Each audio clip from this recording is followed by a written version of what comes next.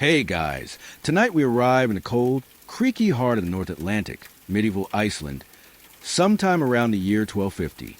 You step off a longboat, your boots squelching in the soggy turf, the air thick with salt, kelp, and something else vaguely fishy. It's not just dinner you're smelling. It's currency, power, and the glue holding together this quietly eccentric society. You look around. No castles, no cities. Just low turf houses huddled against the wind like sheep caught in a snow squall. The landscape is raw and open. Lava fields to one side, glacial rivers to the other, and in every direction, the hiss of the sea, waiting to reclaim whatever the cold does not. This is not the kind of place where you make it big, unless your idea of big involves a really, really nice drying rack. Here, the economy doesn't glitter with gold. It doesn't jingle with coins. It thuds, softly, wetly, with fish heads. Cod, to be exact. Sun-dried, gutted, stacked by the dozens in your shed. You trade them. You pay taxes with them. You store them like treasure and guard them like grain. You eat everything but them. Why? Because in a place where trees don't grow and silver is for show-offs, the humble cod head was as good as gold, if a little smellier. So, before you get comfortable, take a moment to like the video and subscribe, but only if you genuinely enjoy what I do here. And let me know in the comments where you're listening from and what time it is right now. I love seeing this sleepy little community stretch across time zones. Now, dim the lights, maybe turn on a fan for that soft background hum, and let's ease into tonight's journey together. You trudge up the rocky path to a village where plumes of smoke curl lazily from chimneys made of turf and stone. Children chase each other around a giant wooden rack covered in drying fish. A dog, possibly a very smelly wolf in disguise, gnaws on a frozen codtail. It's the middle of July. This is a land shaped by scarcity. No forest for building ships, no gold mines, and winter 9 months of the year, if you're being optimistic. But what Iceland had, what it still has, is fish. And in the 13th century, those fish were everything. Not the fresh, glistening fillets you'd find in a modern market, but the tough, dried slabs known as stockfish, specifically the heads. You might be wondering, why fish heads? Why not the tastier, flakier bits? Good question. Historians still argue whether it was a cultural quirk, a nutritional choice, or just a side effect of a thriving export trade in fillets. What we do know is this. Locals dried and stored the heads for domestic use. You could stack them high without worrying about spoilage. You could count them easily. 20 heads might buy you half a sheep, and 100 could pay your farm taxes. And, no joke, there was a whole language around this. They weren't just fish heads. They had nicknames, slang terms. The heads from certain fishing spots were more valuable, like vintage wine. One old saga even describes a family feud over a sack of fat-cheeked haddocks stolen in the dead of night. Yes, petty theft, but cod-cheeked petty theft. As you follow a group of villagers into their communal drying shed, more like a skeletal barn than anything modern, you notice something odd. The place smells absolutely terrible. Not rotting exactly, but rich, fermented, like the fish equivalent of blue cheese that's gone to therapy and still has issues. It's here that the medieval Icelander's calendar truly begins. Everything revolves around the catch. First the spring haul, then the gutting, then the drying, then the careful storage. There's even a lull in social disputes during peak fishing. Nobody wants to miss their cod quota for a silly little blood feud. And you, being new, are put to work. Someone hands you a dull iron knife. You stand beside a weather-worn man named Bjorn who hasn't smiled since the Stirling Civil War, and who communicates mainly through grunts and eyebrow twitches. Your job? Remove eyeballs. Apparently, they're bad luck in trade. Or maybe just weirdly juicy, as Bjorn mumbles. After about 20 heads, you lose feeling in your hands, your nose, and a bit of your will to live. But Bjorn? He looks proud. You're a part of something ancient now, an economy powered by faces. Oddly enough, this fishy foundation gave Iceland one of the most stable barter systems in Europe. While England flailed between kings and plagues, Iceland just kept trading dried cod like clockwork. One saga even compares a man's generosity not to gold or grain, but to how many heads he gave to the poor during a famine. Real saints didn't build churches. They opened their fish sheds.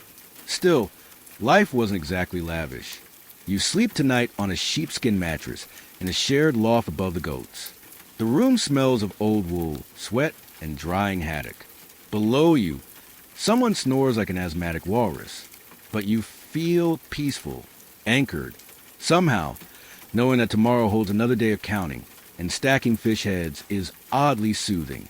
You're beginning to understand why they stuck with the system for centuries. It wasn't just practical. It was poetic in its own grim way. Every head had a story. Every pile was a plan. It was more than money. It was memory. You wake up to the sound of a wooden door groaning open and a burst of seagull chatter from outside. Bjorn's already downstairs, probably chewing on a strip of smoked lamb and staring stoically at the sea, as one does when your life revolves around salted fish faces. You pull on your rough woolen tunic. Your knees complain, and outside, the early sun is low and bright, casting long shadows of drying racks across the rocky ground. Today, you're going to learn why cod was basically medieval Bitcoin. Not just any cod. Mind you, Atlantic cod, Gatus morwa, if you're feeling fancy. This was a fish so abundant off the Icelandic coast that people joked about being able to walk on their backs to Greenland. You couldn't, of course, but only because the cod were smarter than that. Now, unlike Bitcoin, cod didn't require a digital wallet or drain the national power grid. What it did require was backbreaking labor, salt air that dried out your skin like parchment, and enough fish knowledge to make a modern chef weep.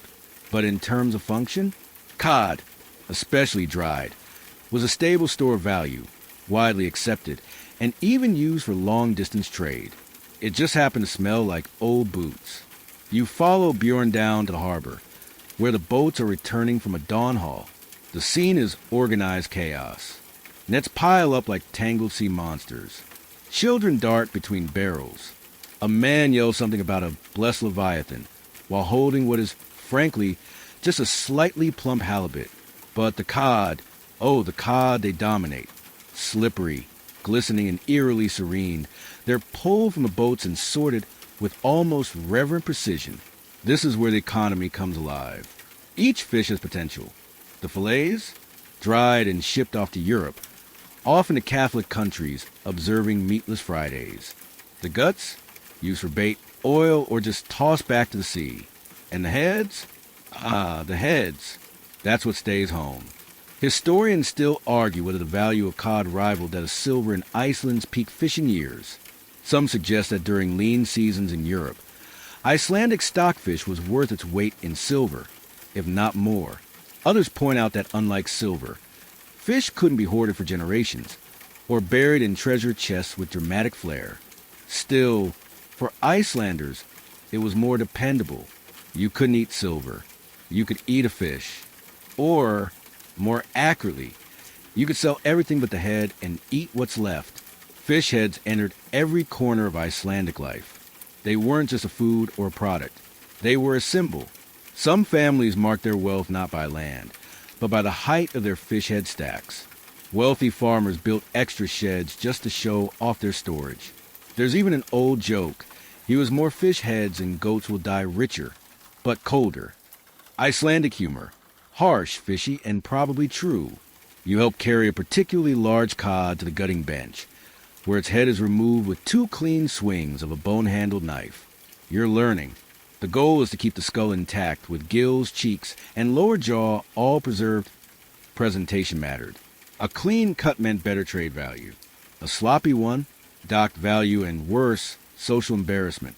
As you're told for the 5th time today, fish heads weren't just goods. They were reputations. By late afternoon, the fish had been sorted, racked, and strung up like ghoulish ornaments across the drying fields. The sun does its work. So does the wind. And you finally have a moment to breathe, to watch, to wonder how a place so seemingly barren managed to balance its entire economic system on something most cultures threw away. You strike up a conversation with an older woman named Sigrid, who is fashioning a net from dried sinew and humming a tune so old it predates Christianity. She tells you that even marriage negotiations could involve fish heads. Not the promise of them, but the physical delivery. My husband brought 80 heads to my father, she says with proud nod. I would have settled for 65, but the cheeks were especially fatty that year. You laugh. She does not, but there's love in her voice, a kind of practical affection for a tradition that worked, a tradition that kept communities connected. People didn't just trade heads. They counted them together, weighed them, argued over their condition. It was economic activity that demanded face-to-face interaction, sometimes literally. And yes, as modern as this all sounds, there were those who tried to game the system. Waterlogged heads passed off as dry, heads filled with pebbles. A famously shady merchant in 1271 tried carving fake heads out of driftwood. He was caught, flogged, and forced to eat one of his own creations. Nobody tried that scam again. Still, foreign traders began sniffing around the cod market, especially the Norwegians and English, who at first scoffed at the Icelanders' heady obsession. But soon, they realized this wasn't quaint. It was lucrative. Cod heads were durable, packable, and oddly universal once dried. They traveled well. They sold well. They entered into treaties and tariffs. By nightfall, the village gathers for a small feast. Not of heads. They're for money, remember, both salted belly meat, barley mash, and dried berries. You sit with the others, your hands rough from fish work, your face wind-burnt, and your stomach surprisingly content. You've come to accept the logic. Cod is king. The heads? Royal currency. And in this cold, wind-blasted economy, you're finally starting to make sense. Your third day in Iceland begins with a question you never thought would feel existential. How many fish heads make a fair trade for a new roof? Bjorn, never one to explain things directly, simply shrugs and says, "Depends if it leaks." You take this as encouragement to keep learning the math behind this unexpectedly complex system. Welcome to Fishhead Economics 101. At first glance, it seems simple. One dried cod head equals one basic unit of trade. But like any true economy, the moment you dig a little deeper, you find layers of nuance, seasonal adjustments, and enough local variations to make your head spin. No pun intended. You're invited to observe a village trade gathering. Not quite a market, not quite a festival. Somewhere between a farmer's fair and a medieval garage sale. Except instead of coins, people come with sacks of dried cod parts. One man is swapping fish heads for wool mittens. A woman offers hand-spun yarn in exchange for 10 particularly well-dried heads. Someone attempts to trade a goat, but that, apparently, takes over 300 heads and a written promise that they're the non-spongy variety. Here's what you learn as you listen in, nodding along and pretending to understand the phrases flying around like seagulls. Condition matters. A cod head that's too brittle? Worthless. One that's still damp? Suspicious. A head with intact gill arches and plump cheeks? Jackpot. Origin counts. Heads from certain fjords, like Safdra or Valvdra, were known for superior drying winds and were highly prized. Others? Considered marsh rot, which is exactly as gross as it sounds. Quantity isn't everything. Some trades rely on specific counts. A bundle might mean 20 heads in one village, 30 in another. Bjorn calls this local flavor. You call it economic chaos. Historians still debate how standardized the system really was. Some believe there were region-wide norms enforced through law codes like Gragas, while others argue that trade remained hyperlocal and based more on personal reputation than universal measurement. Either way, the barter had rules, and breaking them could get you socially exiled, or worse, stuck with an entire winter's worth of soggy fish currency. Later, you're shown how heads are stored for winter. Think of it like a bank vault, but fishy. Turf cellars line the edges of farms, each containing dozens, sometimes hundreds of heads strung together like garlands of grotesque garlic. Some families keep meticulous records, scratched into bone tablets or notched onto wooden sticks. One elderly man proudly displays his ledger, a piece of driftwood carved with fish marks and sheep ears, which he swears hasn't lost a transaction since 1223. You begin to see how deeply the system organizes every corner of life. Inheritance involves fish head inventories. Legal disputes might reference past head-based debts. Even hospitality has a cod quotient. Offering a guest fresh fish cheeks on their bread was equivalent to a 5-star Yelp review. As you help unload a newly dried rack into the cellar, Bjorn leans over and shares a classic Icelandic fish head proverb. Better a dry cheek today than a wet promise tomorrow. You nod solemnly. You have no idea what it means. But it sounds wise and slightly threatening. Just as your knees start to ache again, a young boy races by carrying what looks like a ceremonial stick covered in charred fish bones. His father explains that some families burn the last of their previous season's heads at a bonfire, both for warmth and to cleanse accounting. It's partly practical, partly spiritual, removing rot, resetting value, and maybe just enjoying the satisfying crunch of a year's worth of minor debts going up in smoke. And yes, there's even gossip surrounding the currency. One nearby farm is whispered to have inflated its fish head count by stuffing damp peat into hollow skulls. A priest refused their tithe last winter. Social consequences followed. Their bar mysteriously collapsed in a storm. No one said it was fish head fraud karma, but no one said it wasn't either. After dinner, you're handed a bowl of fermented shark and some weak ale as the evening winds down. You sip, chew, and contemplate the humble fish head. It may be lumpy and slightly horrifying, but it represents structure in an otherwise wild landscape. In a place with no coinage, minimal imports, and a suspicious shortage of wood, fish heads gave Icelanders a way to count, to plan, and, oddly, to dream. And, perhaps most strangely of all, the heads were rarely eaten. They were far too valuable. That was for soup stock or animal feed, unless things got truly desperate. The cheeks, yes. The tongues, occasionally. But the full skull with eyes intact? That was like trying to eat your rent payment. Tonight, you sleep with the smell of dried cod in your nose and the sound of the wind rattling the bone hooks on the drying rack. In your dreams, you trade a perfect fish head for a pair of boots, only to realize they're made of kelp. By now, your nostrils have acclimated to the ever-present aroma of dried cod. You no longer flinch when a gust of wind carries with it the briny, slightly sour scent of old fish flesh mingling with sea salt and sheep dung. This you realize is the smell of prosperity. The day begins with a walk to the main drying fields, long wooden racks stretched across the rocky coast like giant xylophones, strung with fish heads instead of bars. From a distance, the drying cod resemble oversized wind chimes. If wind chimes were made from discarded remains of ocean life and smelled like a Viking's forgotten lunch, you pass a group of women hanging heads with practiced rhythm, their gloved hands flipping the heads like pages in a very crunchy book. This part of the process is more than preservation, it's performance. A well-organized drying field was a symbol of order, prosperity, and social standing. If your racks were full, clean, and symmetrical, people assumed you had your life together. If they were crooked, understocked, or overrun by dogs, let's just say your marriage prospects took a hit. Fish drying was noisy too, not in a loud sense. There were no shouting merchants or clang of anvils here, but in the low, constant sounds of rural industry. Creaking beams, flapping skins, the rhythmic thwack of fish being slapped into shape, and the occasional distant bleat of sheep who wanders somewhere it shouldn't have. As you help adjust a leaning rack post, an older woman named Gurin clucks her tongue and points to a particularly bulging fish skull. "That one's gone soft," she says, sounding more disappointed than concerned. Soft is a death sentence in fish head currency. A mushy cod face is like counterfeit money, useless, embarrassing, and liable to ruin a trade.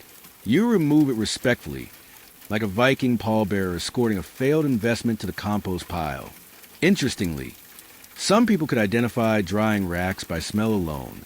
Historians still argue whether this was just local pride or an actual practiced art. One saga mentions a woman identify her father's cod cheek stockpile by scent, not sight. Scholars debate the accuracy, but given how pungent each rack could be depending on wind direction and moisture levels, you're beginning to believe it. A small boy runs past with a basket of heads, tripping on a loose rock and scattering them like grotesque marbles. His mother sighs deeply, again with the running. Together, you help him gather the lost currency. One head has a particularly proud jawline. "That's a good one," the boy whispers reverently. "Looks like Grandpa." By midday, the sun is high and the smell intensifies. The heat coaxes the oils in the drying heads, creating a shimmering haze that makes the air feel soup-thick. You take shelter in the shade of a nearby turf house, where a group of villagers are discussing the merits of different drying techniques. Horizontal versus vertical stringing, single versus double knot, exposed versus semi-covered drying. It's more scientific than it sounds. The angle of the wind, the slope of the rack, even the color of the rope, all considered variables in the perfect fish drying equation. There are even stories of neighbors sabotaging rival racks by redirecting wind flow with strategically placed rock piles. It's not sabotage, one man insists. It's strategic landscaping. Later, you're invited into a larger storage hut on the edge of the village. Inside, rows of hanging heads sway gently from the ceiling like the world's least comforting nursery mobile. Each rack has a different scent signature, some sharper, more fermented, others subtly woody from nearby driftwood fires. An elder in charge of inventory makes notes on a slate board, occasionally sniffing ahead like a sommelier sampling corked wine. He nods at one particularly fragrant batch and grins. This one? Winter wealth. Fish heads weren't just store for trade. They were currency caches, economic lifelines. Families saved them like modern savings accounts. A good year meant surplus. Surplus meant freedom. You could lend heads to neighbors or pay off a priest.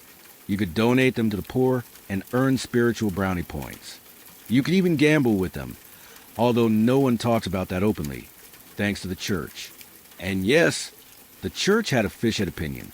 Many monasteries kept their own racks, often marked with crosses or saintly sigils. Priests preferred the heads dried under clean conditions, free of women, dogs, or singing. It disturbs the drying, one monk insists. The souls of the fish must rest. You're not sure if he's serious. He's wearing fishbone beads and hasn't blinked in 2 minutes. By the end of the day, the drying fields are quiet again, the heads hanging like silent sentinels in the cool dusk. You walk the rows alone now, the gentle clack of wooden poles tapping in the breeze. One fish head tilts toward you, mouth slightly open, as if trying to speak. You decide at saying, "You smell weird too?" Fair enough. You turn back toward the turf houses, the scent of fish still thick in your hair and clothes. Now something oddly comforting. This isn't rot. This is success. This is life. In Iceland, a bad-smelling field is a good sign, like new leather or freshly printed money, or grandma's weird soap that somehow meant everything would be okay. Even in a society where dried fish parts pass for wealth, someone always wants a bigger slice of pie, or in this case, a slightly fattier cod cheek. This morning, you're about to witness how God, kings, and dried gills all got tangled together in a knot of taxes, tithes, and the quiet politics of preserved protein. It starts with local priests arriving by pony. Yes, Icelandic ponies, those short, shaggy beasts that look like someone shrunk a horse for cold weather efficiency. His name is Father Einar, and while his robes are simple and his voice soft, you quickly learn he wields considerable power. Not because he performs miracles or delivers firebrand sermons, but because he's here to collect his due, 1/10 of every family's fish head earnings. You walk with him to Bjorn's fish shed, where a neat stack of 300 heads lies in wait, their empty sockets turned reverently toward the east wall. Possibly coincidence, possibly devotional feng shui. Father Einar inspects a lot with discerning eye and a sniff that would put a wine critic to shame. "These will do," he mutters, though last year's had better marbling. Yes, priests care about marbling, because in medieval Iceland, churches didn't just collect donations, they collected inventory. Fish heads funded altar candles, roof repairs, and even pilgrimages. Some monasteries became minor fish empires in their own right, with drying racks so vast they needed maps. And while giving to the church was technically voluntary, refusing made you that guy, the one whose sheep mysteriously wandered off cliffs, and whose wife developed unexplained curses. Historians still argue whether this ecclesiastical fish frenzy was a reflection of spiritual devotion or just a clever adaptation to a barter economy. Probably both. It's hard to separate faith from survival when the currency in question can rot if not handled properly. As you follow Father Einar through the village, you notice something else. Political power was also fish-fueled. Iceland had no king of its own in 1250. Technically, it was under Norwegian rule, though enforcement was mostly symbolic. Local chieftains or gore held the real clout, and they didn't issue edicts from gold-gilded thrones. No, they worked out of fish sheds. A Guam might control dozens of farms, and his authority depended less on birthright, and more on how many people relied on his trade networks. More heads meant more leverage. Want to settle a land dispute? Better hope your opponent hasn't just donated 200 heads to the local monastery in your name. It's like showing up to court after your rivals treated the judge to a 5-course meal. You pause near a particularly grand drying rack with carved posts and ornamental fish bones dangling from its top beam. Bjorn tells you this one belongs to a wealthy widow named Ragnhild. Rumor has it she negotiated a tax exemption from Father Einar by building him a new storage hut and throwing in 20 heads per winter for his personal needs. You nod slowly. Sometimes the church moves in mysterious and slightly fishy ways. Later, at a communal gathering, you sit in on what can only be described as an economic sermon. A local scholar, yes, even Iceland had those, stand atop a barrel and delivers a lecture on the theological symbolism of gill structures. Everyone listens politely. A few people doze off. One man carves a fish into a stick and whispers. He gave the same talk last year, just added the word, holy. Still, the integration of dried cod into religious life wasn't all silliness. There were actual fish-based alms for the poor. Orphan children were sometimes sponsored with head pledges, yearly donations of dried heads to their caretakers. One saga even tells of a chieftain who ordered his entire spring catch tied to a distant monastery after surviving a shipwreck. The note in the margins? Survived thanks to divine cod. You begin to wonder, did God really care about fish? Or had people simply decided he must, since fish paid for his earthly expenses? Dinner tonight is hosted by the church, and it's fancier than anything you've eaten so far. Breads with preserved berries, lightly smoked lamb, and even dessert, cold cream with honey. No fish. Not tonight. When you ask why, Father Einar chuckles. One mustn't eat the currency. Before bed, you pass a shrine tucked into a cave on the edge of the village. Inside, a single oil lamp flickers beside a carved wooden fish. Its body shaped like a cross. Pilgrims have left offerings. Not coins, not candles, but fish cheeks. Plump, white, preserved. You realize this isn't just survival anymore. It's spiritual. Practical faith, made tangible by drying wind and salty hands. And as you settle into your shared loft, the church bell tolls faintly in the distance. You think of all the prayers, all the deals, all the quiet power sealed with the soft slap of a fish head on a wooden table. Some people worship with incense and gold. Others with gills and cheek fat. The next morning brings you into the heart of domestic life, where the clatter of fish heads echoes even behind closed doors. Today's lesson? A woman's worth in haddock skulls. And no, that's not a metaphor. In medieval Iceland, a woman's labor, dowry, and even her divorce prospects could be measured in units of cod currency. If romance existed, it often came with a ledger.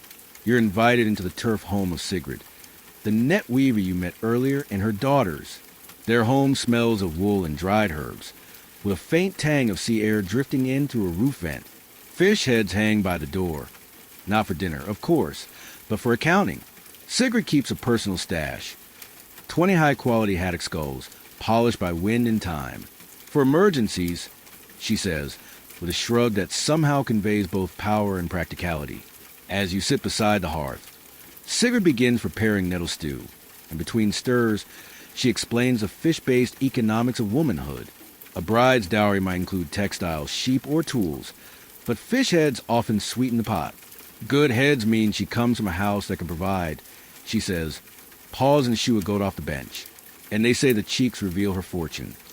Whether that was poetic or disturbing, you're not sure. But it's clear. Cod commerce touched everything, including personal identity. Women were often the ones drying, inspecting, and trading fish heads within the village, especially during off-seasons when men went inland to trade livestock or petition gore. In that way, they were the quiet economists of Icelandic life, managing the household flow of the nation's weirdest currency. Historians still argue whether women had formal ownership over these resources or simply custodial rights. Some sagas imply full control, like the tale of Orbjert, who refused to remarry after her husband drowned because she now held the rack and cellar.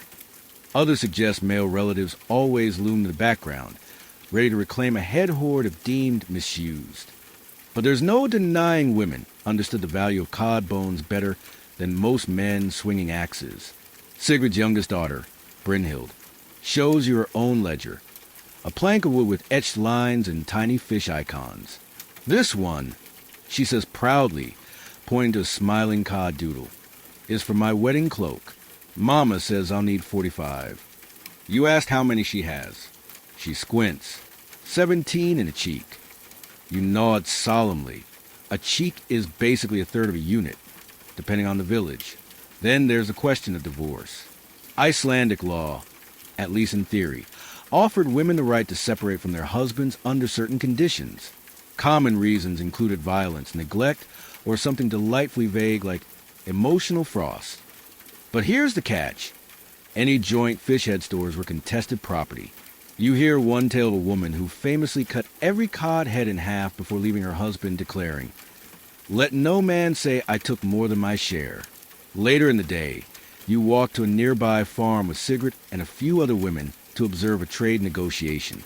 They brought wool, milk, and yes, fish heads, each wrapped in cloth and placed in baskets like delicate china. The bartering is firm but civil, full of the kind of passive-aggressive politeness only Scandinavian cultures seem to master. Your heads smell of spring damp, one woman notes, raising an eyebrow. That must be why they're so plentiful. The other woman nods, smiling through clenched teeth. And yours are delightfully skeletal. I'm sure the goats left you something. The deal is struck. Milk for wool, plus 3 heads per bolt of cloth. No money changes hands. Just quiet nods, small jokes, and a handshake sealed with salted fish. You begin to see that these women aren't just participants in the economy. They are the economy. While men sail and argue about fewer boundaries, it's the women who run the books, track the bone flow, and ensure the home remains both warm and well-stocked. By evening, you're back at Sigrid's, helping tend the drying heads that hang from her eaves. One particularly symmetrical haddock catches your eye. Round cheeks, clean jawline, just a right fade of bone white to amber. "That one's mine," Brynhild whispers. "It's for my shoes." "Shoes," you repeat. "Yes," she says, "the goats ate mine." Fish heads for shoes. You nod. Somehow this makes sense now. You eat dinner in silence, the family passing around a small pot of fermented butter and dried root vegetables. It's modest but filling, the kind of meal built on centuries of routine and quiet strength. Above your head, the fish skull sways slightly in the breeze leaking through the thatch. And as the fire dies down, Sigrid shares one final story about a woman who once paid her entire bride price in fish cheeks. He was a poor man, she says, but she knew the trade, and he dried them well. That's what mattered. In Iceland, love might be blind, but it definitely had a nose for quality cod. You're woken in the middle of the night by whispers, hushed voices, hurried footsteps, and the soft clink of something being hauled across frost-hardened ground.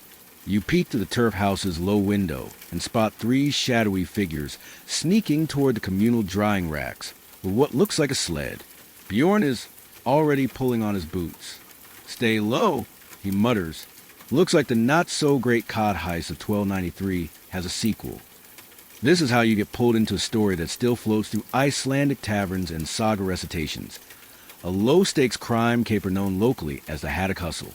You trail behind Bjorn as he skirts around the long shadows of the racks, the wind carrying with it the faintest trace of dried fish oil and intent.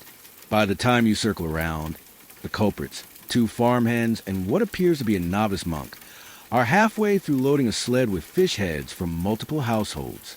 It's a delicate business. One wrong step, and they crash the whole pile like a very disappointing Jenga tower. "Trying again, are we?" Bjorn calls out. They freeze.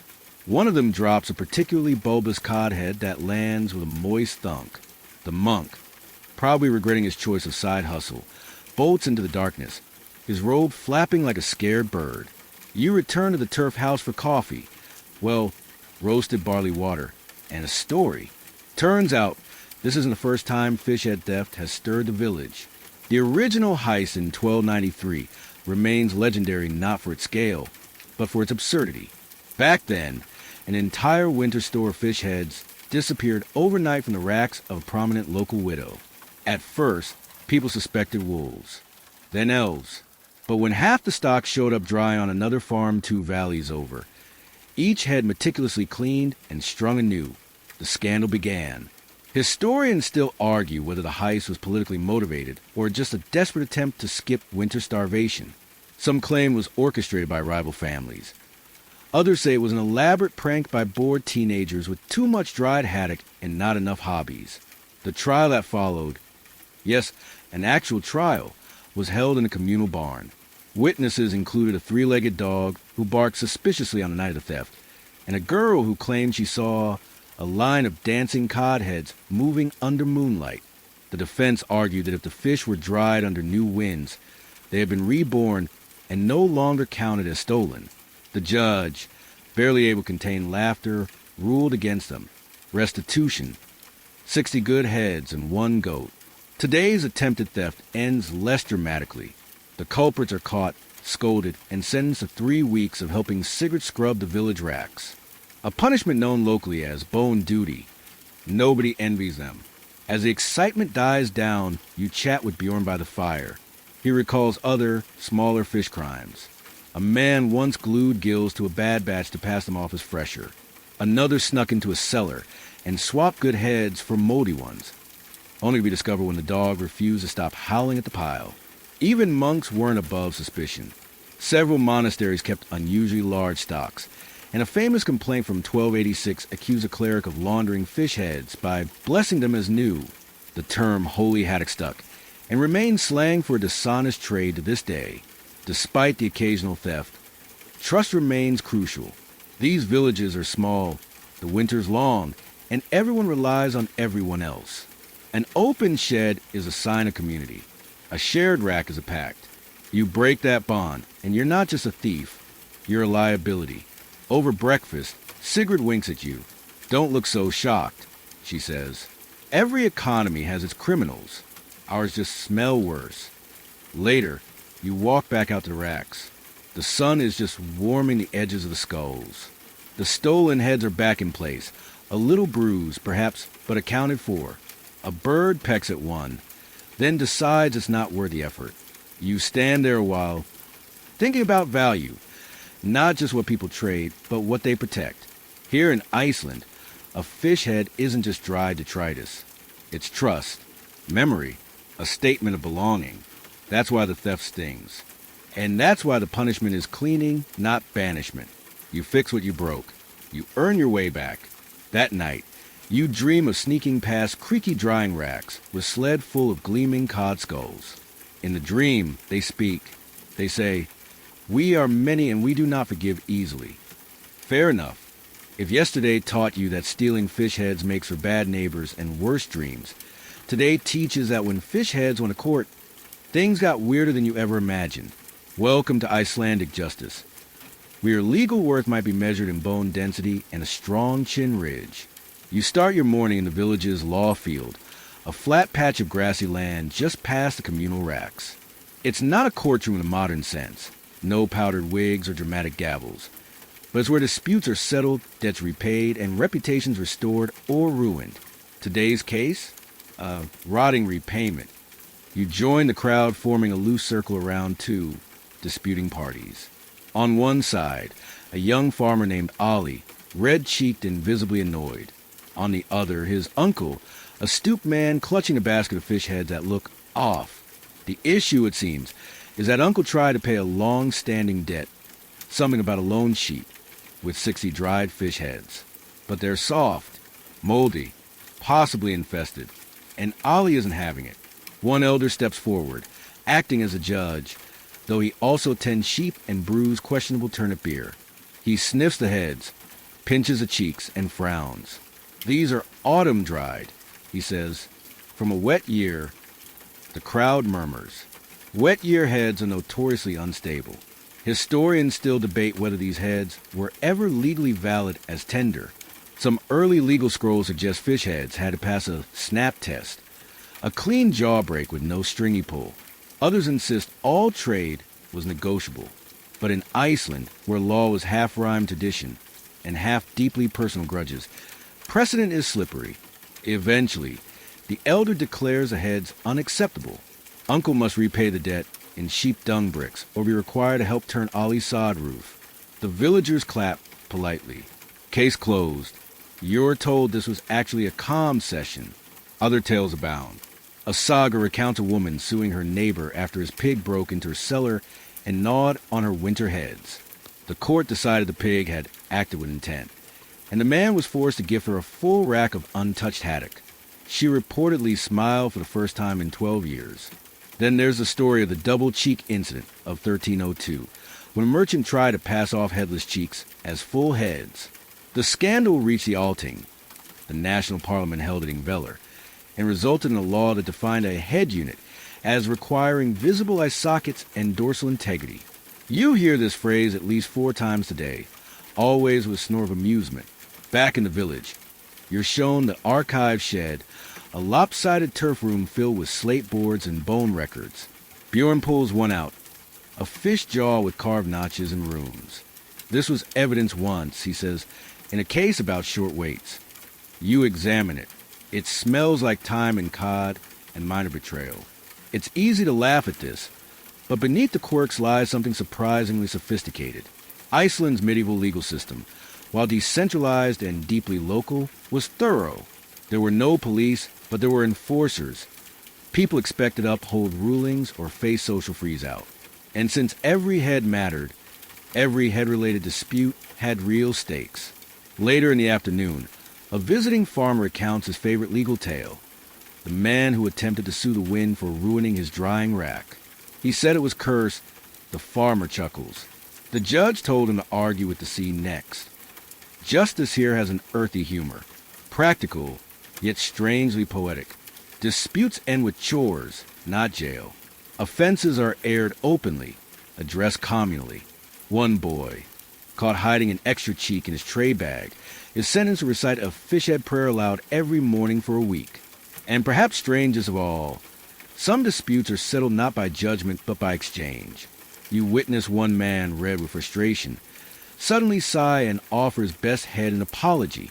The recipient accepts it with quiet dignity. No paperwork, no fines, just fish-based forgiveness. You begin to see how law and trade blur together here. A promise backed by cod is harder to break. A grievance aired with dried cheeks is less likely to end in blood. When everyone smells like currency, no one escapes accountability. That evening, you dine with Ollie and his still disgruntled uncle. They've decided to let it pass after sharing a flask of seaberry mead. The moldy heads? Thrown to the dogs. Or maybe the wind.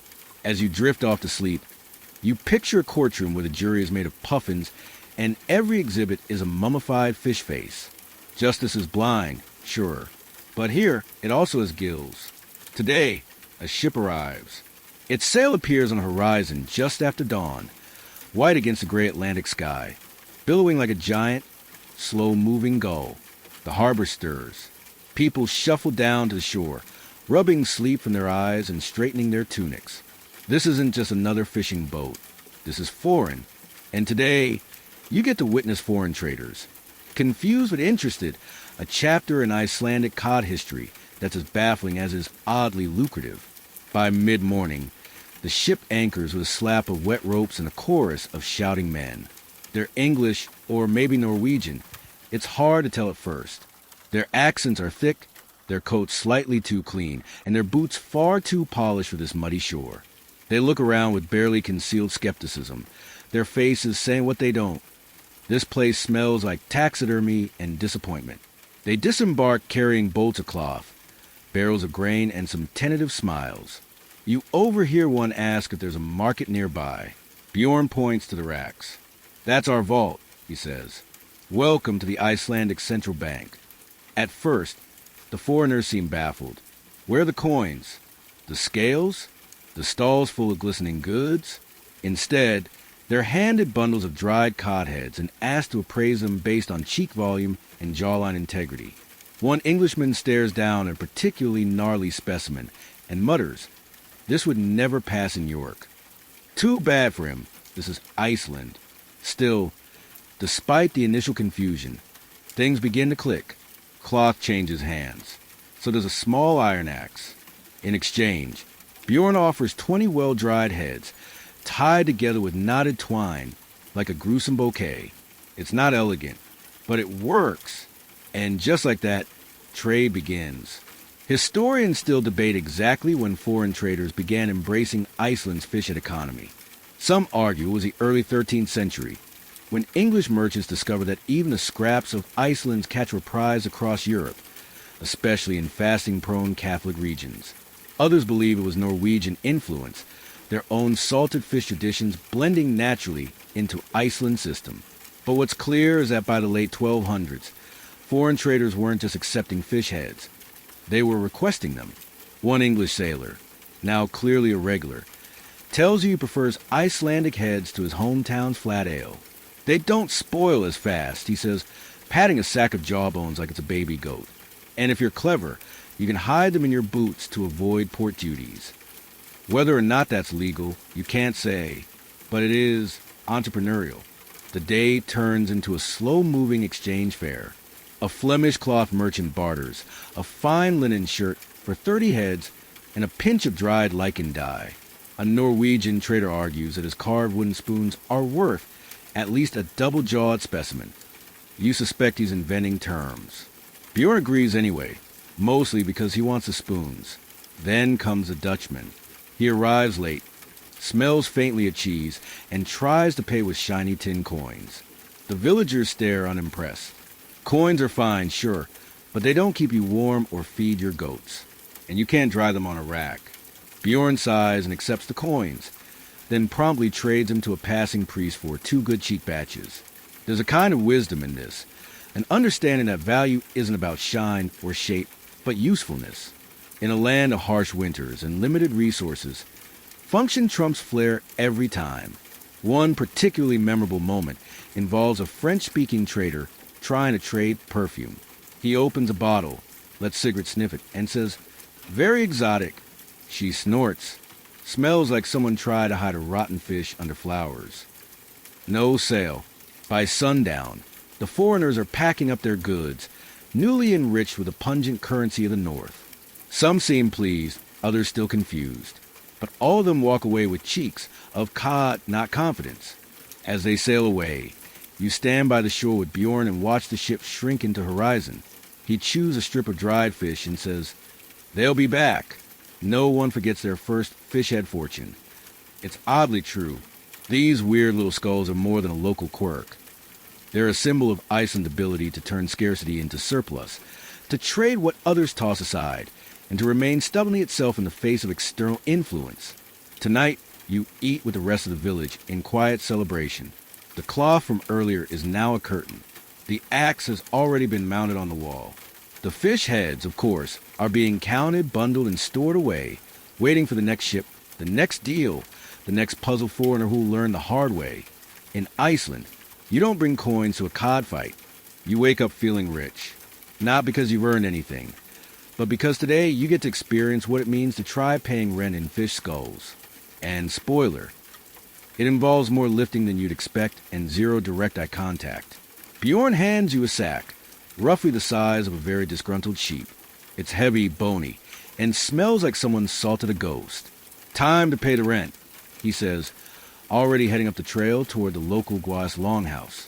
Here in 13th century Iceland, rent wasn't paid in coins, and rarely in livestock unless things were particularly bleak. It was paid in goods. Wool, butter, fermented shark, if your landlord was unusually forgiving. But the backbone of this economic arrangement, pun very much intended, was fish heads. The trail winds up a grassy bluff where the land opens into several wide plots. Turf houses squat like moss-covered loaves of bread. You can already see the Guas home, slightly larger than the others, with sturdier walls, a smokehouse, and 3 personal drying racks. You have to admire the confidence. Bjorn gestures for you to step forward with the sack. You do, knees wobbling slightly. At the door, you're met by a tall woman with sharp eyes and a ledger the size of a pillow. "Rent, eh?" she says, flipping the book open without looking.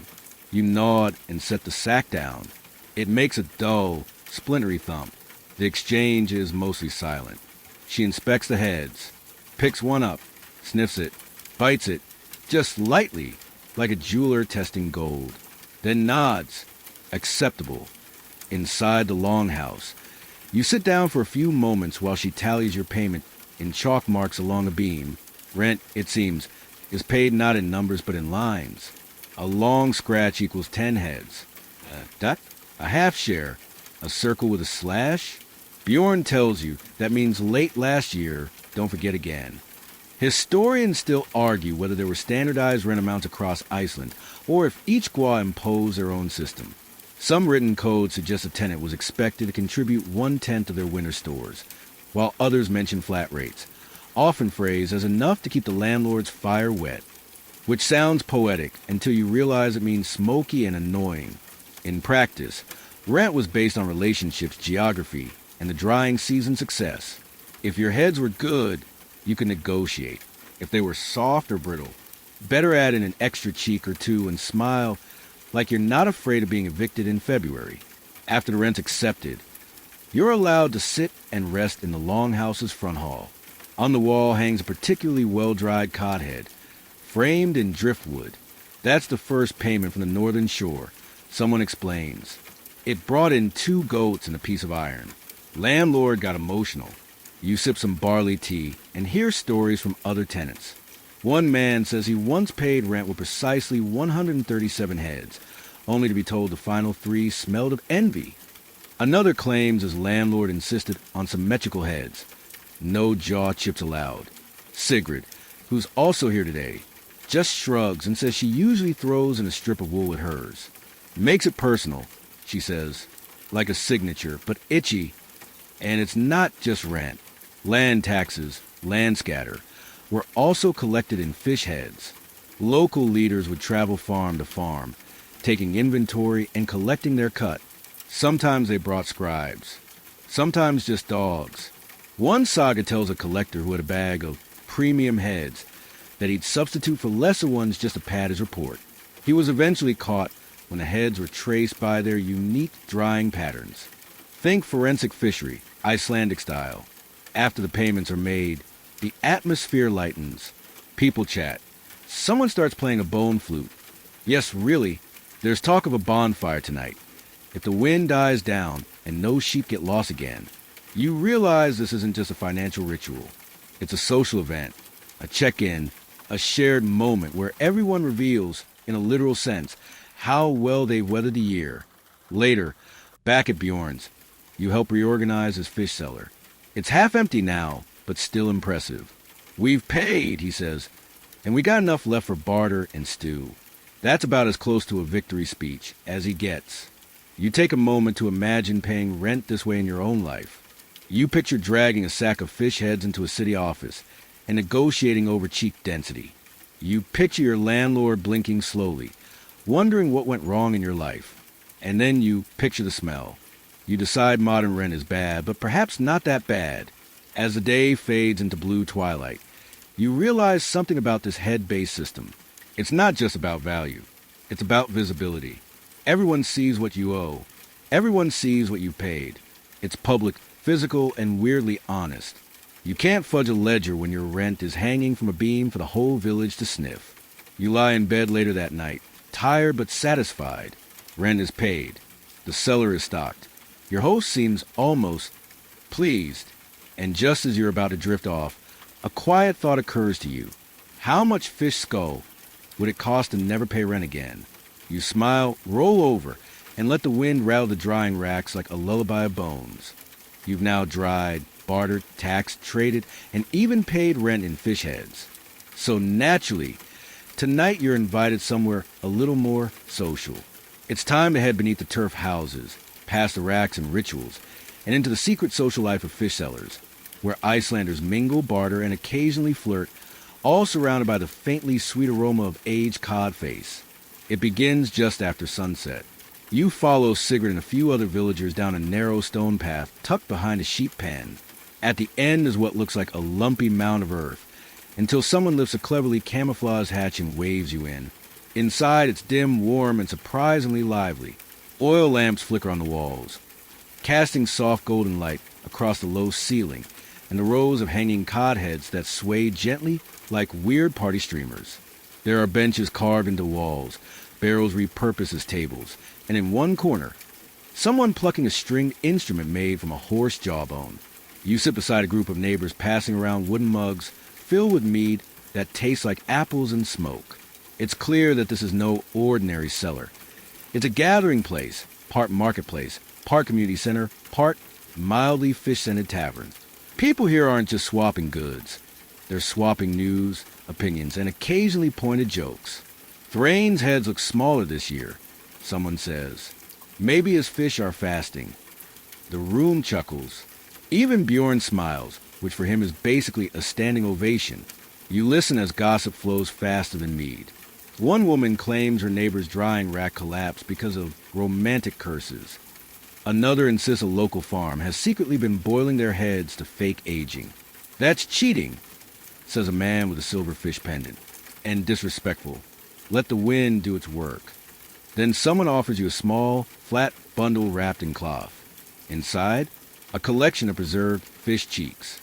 High quality, a rare gift. You try to give them back, but Sigrid shakes her head. A welcome, she says, and also a thank you for not fainting at the smell. Historians rarely mention the social use of fish storage spaces, but oral traditions hint at it. Some poems reference lovers meeting beneath the bones, and there are old riddles about courting by candlelight. Scholars debate whether these references are metaphorical or just Icelandic humor, which, frankly, can go either way. You wander a bit, looking at how the heads are stored, some in racks, others hung on twisted rope, arranged by type by size, even by family. One woman keeps her prized cheeks in a locked chest. Another swears her luckiest skull came from a fish caught during a lightning storm. Still hums when it rains, she says with a wink. You nod, because what else do you say to that? A small trade breaks out near the far wall. A man with a lopsided beard offers reindeer-hide gloves in exchange for smug-looking haddock. The woman counters with 3 and a clean cheek. They settle at 3 and a soup recipe. Deals here are not just about numbers. They're about flair, reputation, and whether or not someone helped you catch your runaway goat last week. And yes, there's flirting. You watch 2 young villagers lean against a rack, arguing playfully about whose heads dried faster. Must be your breath. One teases. It could mummify a seal. The other grins, says the woman whose heads were once mistaken for driftwood. Romance is strange here, but strangely charming. Later in the evening, Bjorn tells you this cellar used to be a family's private stockpile, but it slowly became communal. People brought a few heads, left a few. Someone added benches, a fire pit, a music nook, and before long, it was part fish vault, part pub, part town square. You notice there's no formal ledger here, just respect. You can take a head in need, leave one when flush. No one hoards. No one cheats. You get the sense that if someone did, the entire cellar would silently vote them out with nothing but side-eye and a slow closing of the hatch. As the night winds down, you sip the last of your drink and watch a young boy carefully stack 3 heads beside the wall.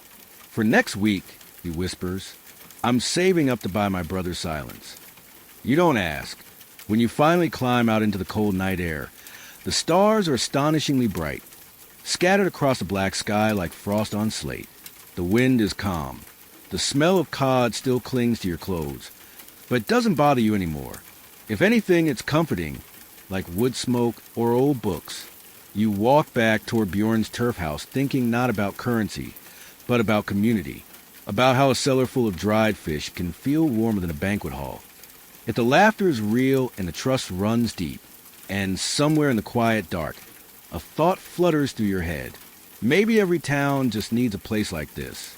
A little odd, a little hidden, a little sacred, and always smelling faintly of the sea. The next morning dawns with silence that feels Ceremonial. No gossip. No clatter of buckets. No one shouting about missing sheep or suspicious fish weights. Just stillness and the distant hum of waves, broken only by the slow creak of a church bell swaying in the cold wind. Today, you're about to explore a softer, stranger corner of cod culture. Fish, faith, and the afterlife. Because in medieval Iceland, even your spiritual future might smell faintly of haddock. You walk with Bjorn and a few others to the small turf chapel perched on the edge of a bluff. It's barely distinguishable from the landscape, a grassy hump with a carved wooden cross. And yet it holds a strange reverence. People file in slowly, some carrying baskets, others clutching small sacks tied with fishskin cord. Inside, the scent is different. Still fishy, yes, but tempered with beeswax, dried herbs, and something sweet, berries, maybe. The pews are stone slabs, the altar a wide plank resting atop a pair of cod barrels. No gold, no frescoes. Just practical piety and cod symbolism worked into nearly every carving. You notice a fish head haloed by a circle, etched into the front of the pulpit. You're not sure whether to be moved or mildly alarmed. Father Einar begins the sermon in the same slow, rhythmic cadence as always. But today's theme is peculiar. He speaks of St. Peter as the first fisherman, of Christ feeding the multitudes with a few loaves and possibly very well-dried stockfish, and of sin as something like rot, silent, creeping, and best avoided with regular inspection. And yes, there's laughter, a gentle, knowing kind. Religion here isn't fire and brimstone. It's fish and forgiveness. Salvation might come through prayer, yes, but also through the honest trade of heads, the fair settling of debts, and sharing a cheek with someone who is none. Historians still argue just how deeply fish iconography infiltrated Icelandic Christianity. Some suggest it was mostly symbolic, rooted in biblical parables. Others point to physical evidence. Fish bones and altar foundations, cod heads used as tithes, and entire prayers constructed around seasonal catches. One preserved manuscript contains a psalm that literally asks God to bless the rack, stiffen the cheek, and shine his breath across our bones. It's odd. It's beautiful. It's Iceland. After the service, people gather outside. The wind is picked up again, tugging at cloaks and beards alike. There's a funeral today, not sad, exactly, but quiet and dignified. A farmer who passed in his sleep, aged 90-something, and reportedly still able to identify cod by smell. His body lies in a boat-shaped bier, draped with wool and nestled among carefully chosen fish heads. His best batch from the previous year, set aside for his soul's voyage. The symbolism is thick. Death is another journey. The sea is the final road, and fish heads is both fare and guide. You follow the procession to burial site, where turf is peeled back like a blanket. The priest offers prayers. Bjorn mutters something respectful, in Old Norse, and then the fish heads are lowered gently around the coffin, cheek side up, as tradition dictates.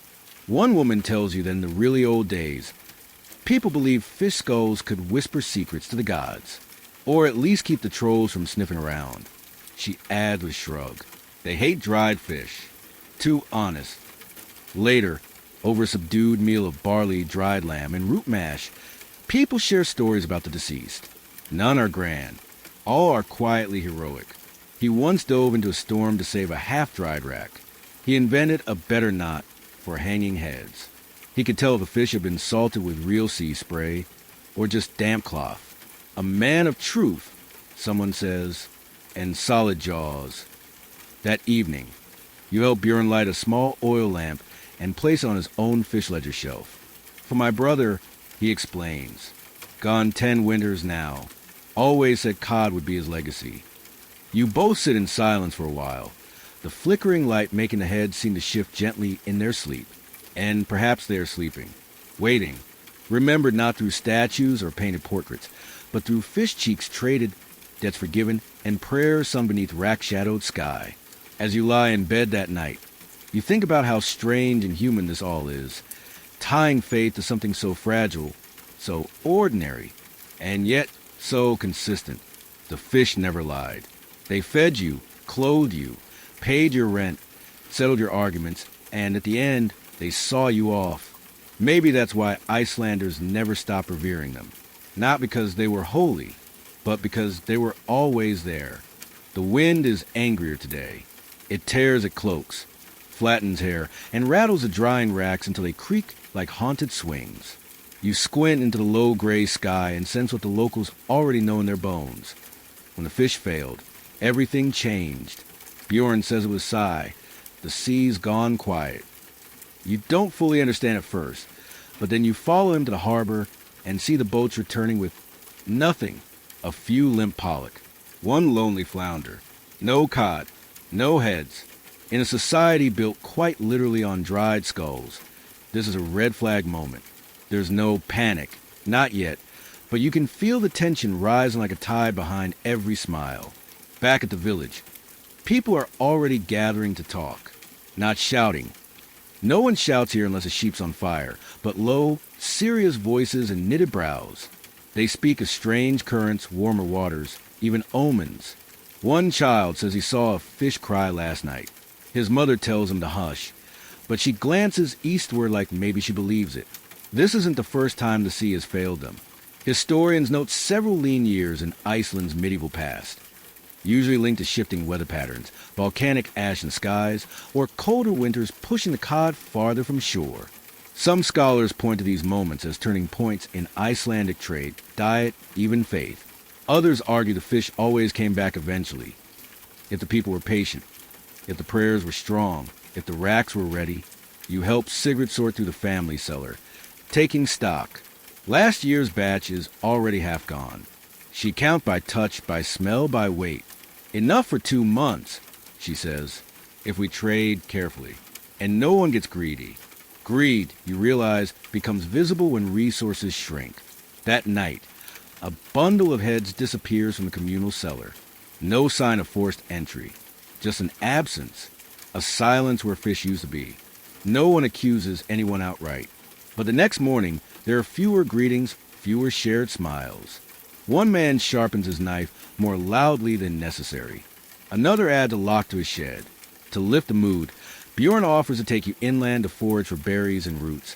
Things to stretch the stew when cod is scarce. On the way, he tells you about the winter of 1242, when the catch was so bad people boiled fish bones twice, then fed the water to their animals. They said the sheep started to smell like the sea, he says. Worse than usual. You find only a handful of berries. The ground is too dry. Back in the village, someone tries to barter moldy rye for a single head. Sigrid declines politely but firmly. The rye ends up in the soup anyway. That evening, Father Einar leads a quiet prayer by the racks. He doesn't ask for miracles, just mercy. Let the sea remember us, he says. Let not forget our nets. One old woman throws a handful of dried lavender into the wind. For the cod, she whispers, and the cheekless.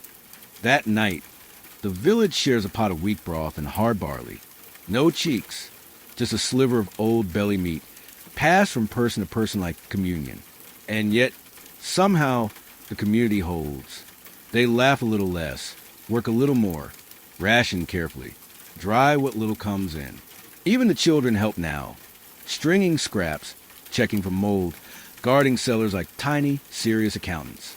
You spend a lot of time in the cellar now, too, not hiding, planning, rearranging the shelves, recounting bundles. Sigrid even teaches you how to patch a cracked jawbone with beeswax and cloth. It won't fool anyone, she says, but it might hold. Historians often skip over these moments, the hungry gaps, the off years. But the people remember. They pass down songs about the lean cheek, tales of stew thickened with prayer and lichen, stories where the hero isn't the richest, but the one who shared the last edible gill. By week's end, the sea stirs again. Just a little. A handful of cod, fresh and full-bellied, caught near the cliffs. Not enough for feast, but enough for hope. Bjorn hangs the first head on a beam outside the longhouse, facing the wind. No one touches it. It's for the sea, he says. That night, the wind finally softens. You sleep with the faintest scent of fresh fish drifting in through the turf wall. Not a dream this time, just survival surfacing. The thaw comes gradually, not just in the weather, though yes, the frost finally recedes in the mountain's edge, But in the racks, the sellers, the people, for the first time in weeks, someone hums while stacking heads. You realize the worst is past, which means it's time to reckon with change. This is the slow death of a fish head empire, a decline that doesn't crash or combust but fades quietly with a sigh of warmed air and imported flour. You're sitting with Sigrid and Bjorn on a sunny patch of moss. The racks are fuller now, but not quite as sacred. A boy walks by with a bundle of dry wood. Bjorn snorts. He's trading with timber now. From Norway. You blink. Wood, long considered a luxury here. Warped driftwood or scavenged planks from shipwrecks, now shows up in neat bundles, wrapped in twine. People are beginning to talk about wool more often. Butter, even silver, in coins with strange foreign faces. The local blacksmith accepted payment last week in a tin candlestick and a bolt of Flemish linen. No fish involved. You wonder if the drying racks feel lonely. Historians pinpoint this shift to the late 13th and early 14th centuries. Trade with Europe increased. Barter gave way to bullion. Stockfish remain important, especially for export. But within Iceland, other goods slowly crept into prominence.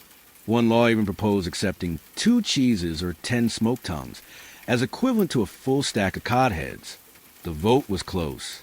At first, people resisted, not out of economic strategy, but sentiment. Fish heads had value beyond value. They were memory, ritual, identity. The idea of exchanging them for shiny metal felt impersonal, even insulting. You visit the communal cellar. It's cleaner now, but emptier. More space between the bundles. More variety. 2 jars of preserved berries, bolts of cloth, a jug labeled licorice root probably. You find yourself missing the musty, overwhelming aroma of pure, undiluted haddock economy. But not everyone is ready to let go. Old Jonas, who's been silent most of the trip, finally speaks. You find him polishing a cod skull like it's a family heirloom. We used to say the head spoke, he tells you. You could learn a man's character by how he dried a cheek. You nod, unsure whether to be reverent or a little spooked. I don't trust coins, he adds, spitting gently into a patch of moss. Too quiet. And yet, change is unavoidable. The priest's new altar cloth came from England. The Gua's wife started keeping her ledger in ink, not fishbone notches. One young couple threw a wedding feast where no cod cheeks were served. People talked. People judged. But they also admired the imported honey pastries. One of the final straws? Salt. A merchant arrives with a barrel of the good stuff. Spanish salt, fine grained and strong. Suddenly, people realize they can preserve fish differently. Faster, less weather reliant, and most of all, without needing the head. Just fillets, the merchant says, shrugging. Easier to pack. Better for stews. Bjorn scowls. Sigrid frowns. You feel something inside you sink, like a ship gently tipping into a fjord. You walk to the oldest drying rack in the village. The posts are weathered to splinters, but still stand. Some of the last heads hang there, more for memory than money. One is carved with runes. Another has been hollowed and turned into a lantern. A child skips past, looks at the rack, then at you. What are those? She asks. You pause. Money, you say, once. She tilts her head. Like coins. You want to say no. You want to explain everything. How they dried, how they were weighed, how they paid for land and love, and even redemption. But instead, you just nod. Kind of. She shrugs and runs off, holding a small wooden doll. Probably Dutch. Probably bartered for with cloth.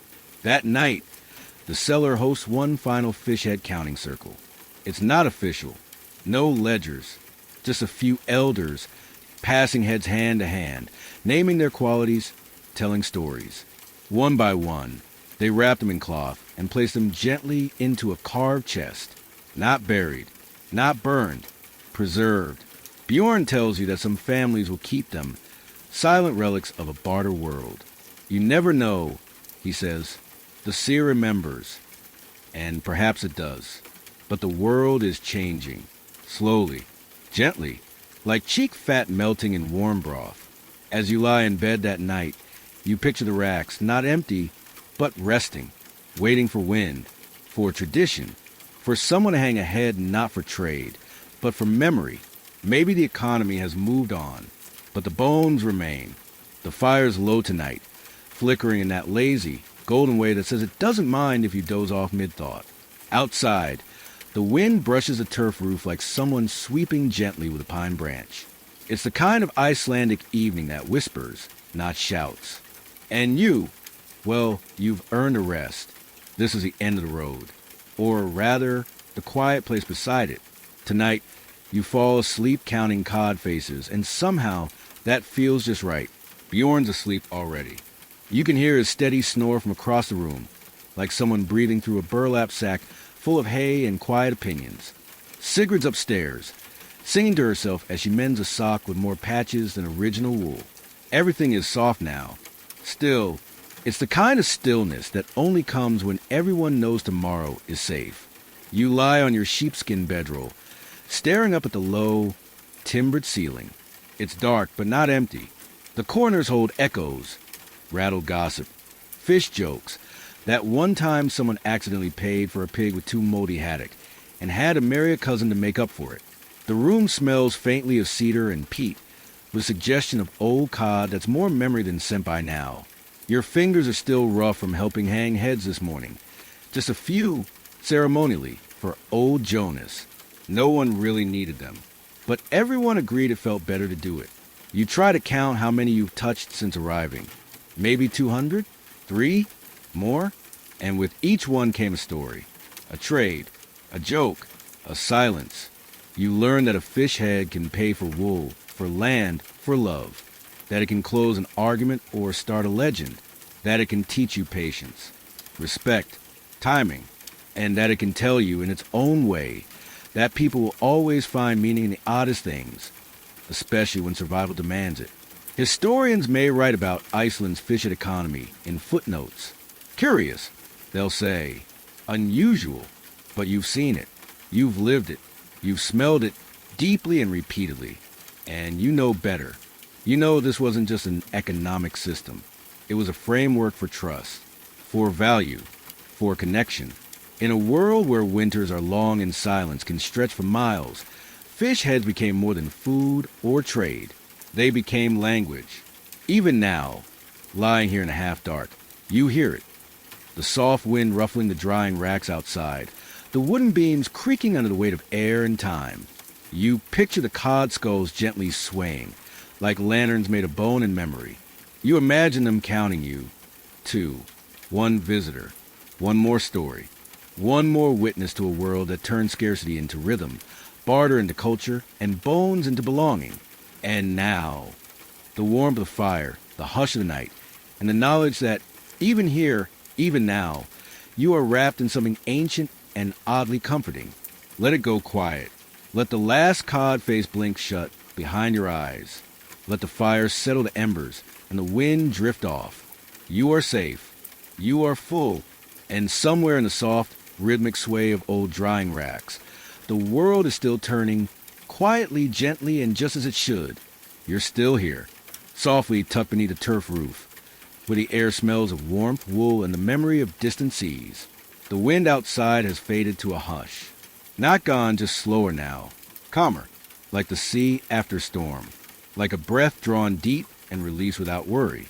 All around you, Iceland sleeps. The drying racks stand still, holding their final bundles in the dark. The fish heads, long since traded, eaten, honored, or forgotten, are silent now, but their stories linger. And you, drifting now between thought and sleep, are part of that story too.